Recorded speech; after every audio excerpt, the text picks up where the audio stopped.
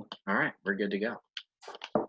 Hey, everybody, we're here with Gervon Simon. I'm Michael Hughes. I'm a realtor in El Paso, and I wanted to start making videos during this quarantine so we can still have some interaction with other agents and other investors and really provide that value for our clients and anyone that may be looking to either start a business or invest in real estate.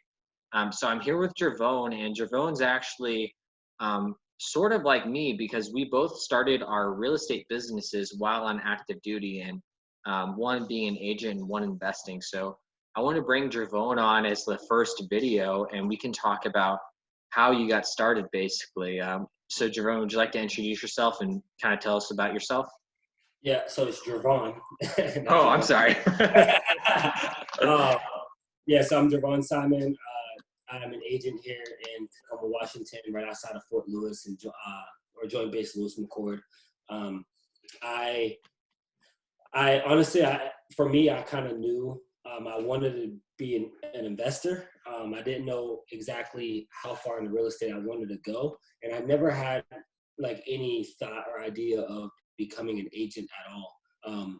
But when I got here, I wanted to invest more in the real estate, and I realized very quickly I didn't have any money. So I was like, okay, well, outside of my lieutenant pay and just paying my bills every month, what can I do to raise more money? And so I started looking to a lot of other things. Oddly enough, I couldn't Uber, and so I just kept trying to research. And then within 2 months of me getting there, I got my real estate license, and I just kind of, and I also knew I was most likely going to get a med board. So with that being said, I was like, I can sit on the sidelines and just wait for that to happen and hopefully land a good job. Or I can build something that whenever I walk out of here, I'll be able to do this full time and not have to work for anyone else or do anything else really like that. So that was kind of my mentality. And yeah, I mean, like I said, within 2 months, I had my real estate license of getting here.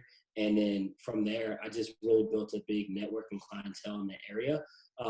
Now I get a lot of referrals, a lot of agents and a lot of grads, a lot of agents, a lot of lenders know me as the guy who's the West Point grad at JBLM, which has been amazing. It's been awesome. The West Point network has been very, very great to me. And yeah, I've just been able to really serve a lot of clients, help a lot of people buy houses using their VA loan and other loans as well. And yeah, it's been a great experience so far. Cool, that's awesome, man. So I used to hear this all the time when I was doing this while on active duty as well.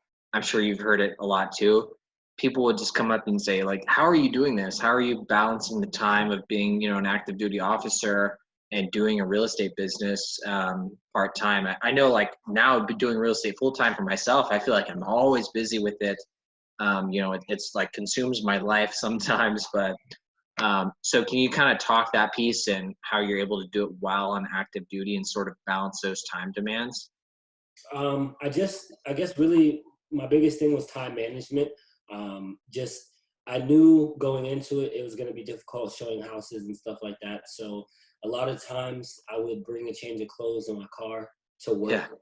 Um, I also knew that most of being an agent is computer based and talking on the phone. Being a platoon leader, I had the luxury of always being on the phone anyways. So, I was always calling different shops, and my whole company was spread out throughout post. So I was always constantly on my phone anyways. So that side of things, it wasn't too bad. I guess the biggest thing for me was showing houses. And so having that extra set of clothes, kind of preparing the night before, morning of, to make sure that, I was prepared for the next day. There was times where I would run, get off at lunch, drive 30 minutes to show a house, show the house for 30 minutes, drive 30 minutes back to post, not eat lunch. And that was my hour and a half lunch break. And everybody Yeah. else home and just hung out. And I was, kind of hustling. And, there was times where I wouldn't get home until 8 o'clock at night, but I left at 5:45 in the morning for PT. Um, a lot of nights like that. So I guess it was just really a lot of just a sacrifice that I made of my time and my commitment. But I can definitely say it paid off, and I'm very happy that I did that. Yeah, definitely. And I think you hit on a key point earlier as well, talking about having money for down payments to buy properties. So that's something I realized myself early on too. It's, you know, I'm making this second lieutenant pay or this first lieutenant pay, whatever it may be. And I'm expected, if I want an investment property, I need 20% down. You know, how am I going to get that by saving 1,000 or so a month, or, you know, whatever you end up saving every month from your officer pay? So that's actually the reason that I started doing this on active duty as well, because, you know, maybe you can't have a full functioning business while you're still on active duty, and, you know, you can't service 150 or 100 clients or whatever it may be, but you can make enough money from commissions that you can have money for down payments for investment properties. So it's a great way, that combined with your officer income is a great way to grow your wealth and actually have the money to invest in property, because it does take money. I think a lot of people think you can do all these zero down things all the time, but it does end up requiring some money. But so that's the main reason I got into it. But yeah, I've probably heard that question so many times, like, how do you do this while on active duty? And I think you hit the nail on the head with that too. Some other things I found to be useful: most of your clients are usually looking at homes on the weekends anyway, because they sort of have a similar schedule to what you do. So I found myself very busy on weekends, or like 4-day weekends would be like prime time for me as well. And then another note too, people always talk about the challenges of being a real estate agent on active duty. Like, all your time commitments are kind of, you're sort of stretched thin a little bit, but there's also a lot of advantages too. I found that a lot of my leads came from people in my unit. So a lot of the guys in my unit would come to me because they knew me as like the real estate guy. Like, oh, that's the real estate guy. So you're just kind of put into an audience like immediately, just by being in your unit. So that was always pretty helpful for me. And I've actually been able to sort of parlay that into other business in the future. So that's helpful. I've sort of built like a network. Like, I help a lot of guys in my old units now buy houses and sell houses. So there's sort of that built-in trust already, but I find that very important as well. So can you kind of talk to us about what got you started real estate investing, or investing in real estate, kind of what started you in this business? What prompted you to do this? I always knew I wanted to do something more and do something in business.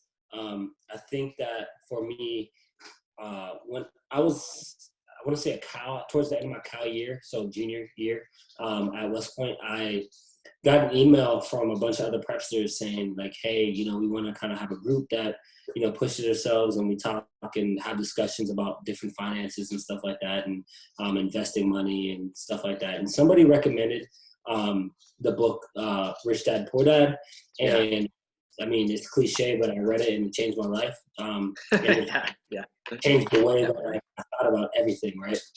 And I felt like for the first time in my life, it was almost like an enlightenment. And it just really took me down a path towards wanting to learn more and more about real estate. And as I was going down that path, like I said, I realized really quickly, you got to have either money or deals or something, some kind of value. And for 1 second. Oh, you're good.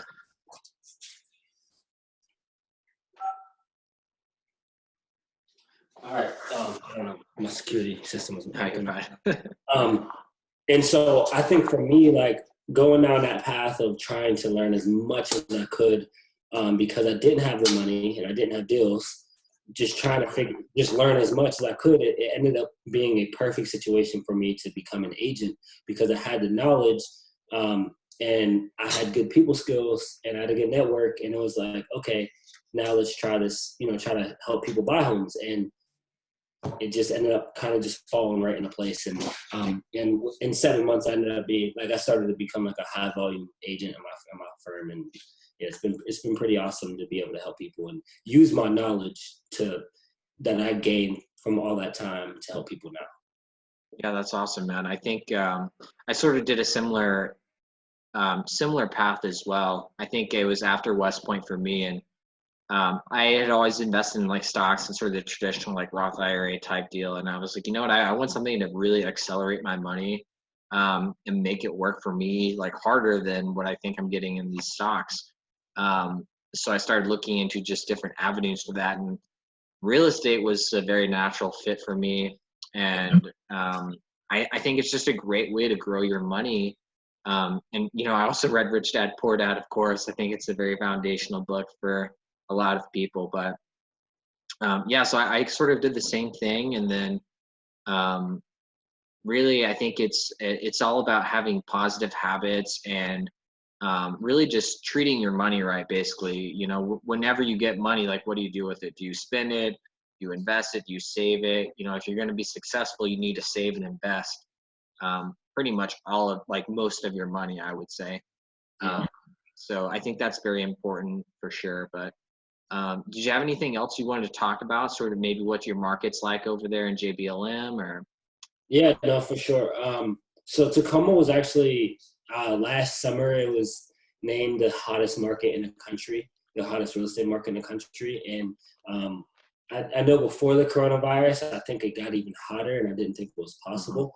There were some parts of Tacoma that average days on the market were 2 days. Oh wow. So, yeah, it was insane. I mean, there was times, multiple situations I went up against 10 plus offers. So yeah, it was It's a lot. I'm always close to the top. I'm just not always the top. But yeah, so that was kind of, or so now I've seen it's slowed down. I would say that for sure.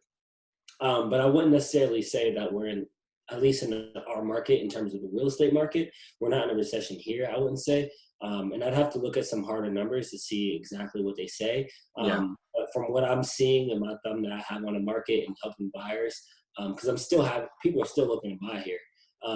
It's still pretty competitive. I was helping some clients I'm helping right now. We lost to 5 different offers on Sunday.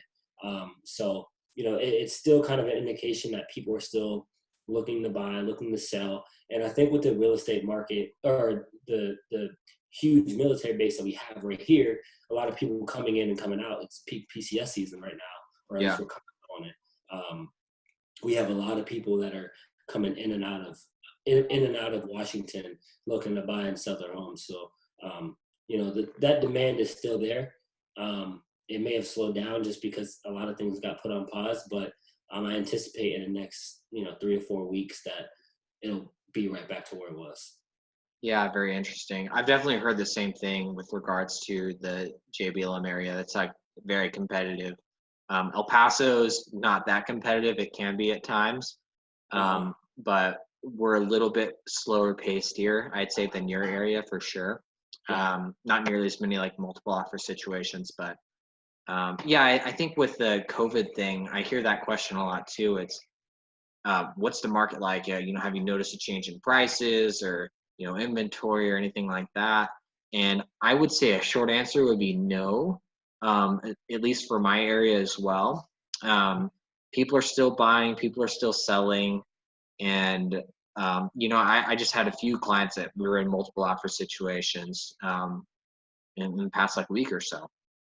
So it hasn't taken a huge hit. I don't think it's really affected prices either.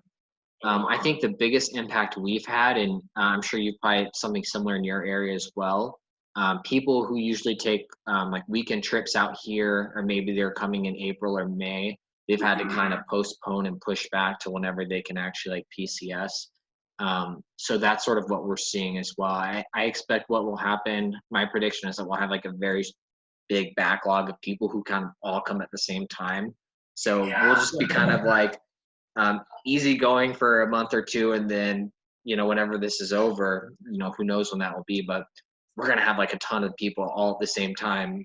So that'll be fun. But And you know what? We still have people who are trying to who got pushed back. They closed. I have one client. He's supposed to close this week. We're going to push it back to next week. But he was supposed to get here at the end of this month, but he's not going to get here he can't leave until May 11th, right? Yeah. So that's whenever his whole leave got pushed back to. But it's like, he's like, I'm still coming no matter what. So whether we go through with this house or it's another one, we still got to go through with it. So yeah, it's been kind of the same thing. I know you have an Airbnb. and I did, well, technically still do. Did you see a difference in that? Well, we actually have someone there right now. They just booked it for a week a couple of days ago. We actually sort of experienced both. We had one or two people cancel because of COVID, and then we actually had a couple of people book it because of COVID. So it's sort of bounced out. I don't know if they're like trying to get away for a while because of this or whatever, but we haven't seen a huge effect, not a huge impact on it yet. So that's always nice. So, my story, I did. So I listed it. The first day that I listed it was like February 29th. So a little over a month ago. Within 48 hours, I had my entire mortgage paid for. I had bookings into April, May, and June. And I think maybe July as well. And then it was like the beginning of March at some point, and I started getting more and more bookings. And then the coronavirus thing started to kind of take off, and a lot of fear came into place. So then I had a guest, and he's supposed to stay there for 10 days. And he ended up having to leave, and pretty much everybody else booked for the rest of the month left. Oh, So wow. I was like, man, I'm stuck with it. I basically had just enough to pay my mortgage and nothing extra. And I was like, I gotta adapt quick, because if I don't in the market, then I'm gonna be stuck with 2 mortgage payments at least a year, right? So what I did was I actually got on Furnished Finder, which is a travel nursing site, and I took all the pictures. Yeah, so all the pictures from Airbnb, the travel nurse, to Furnished Finder, and within 24 hours of my house being approved to be on the site, and they verified that I was the owner, I got inquiry about renting my house. That's going to make me more than I would have made in Airbnb. That's cool, man. That's a very creative solution. I like that a lot. So everybody take notes. And they're there cool. Now. They're there right now, and they're there until July. And honestly, I think I might just stick with that, because I don't know. It's been treating you well, yeah, for sure. Cool. Well, I think we're about out of time. If there's any last like piece of advice or anything else you want to cover for the audience, feel free.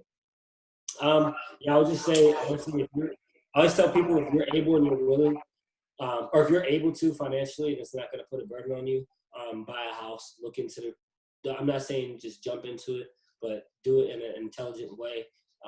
Real estate is one of the biggest, if not the biggest, wealth builder in the United States. So, own your house. And if you have any questions, feel free to reach out to one of us, and especially if you're using your VA loan.